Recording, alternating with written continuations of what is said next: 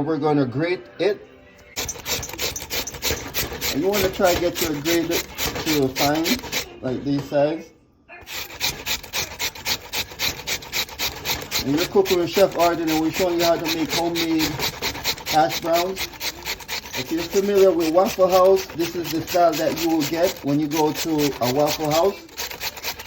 Yeah, we're just going to show you a way how to prepare your hash browns, a nice convenient way. You know, we have 2 potatoes here, we just grated. You want to put your potatoes in water so you could remove the starch. So we're just going to soak it for 5 minutes. Then afterwards you want to put it into a napkin and make it completely dry before you start your frying process. Okay, the next step, what we're going to do now, you're going to put your potatoes on napkins or paper cloth to dry it. Get all the dampness out of it. At this stage, you want to make sure it's completely dry before you put it in the frying pan. Get all the water out of it so you could damp it like this.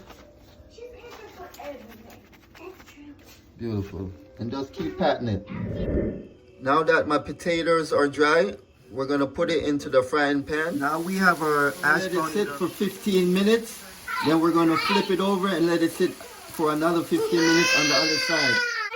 We just added black pepper and salt, so we're gonna let it sit. For breakfast. Hash brown for breakfast. For breakfast.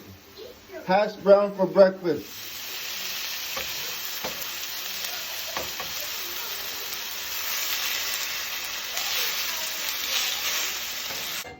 All right, hash browns are all done, nice and golden.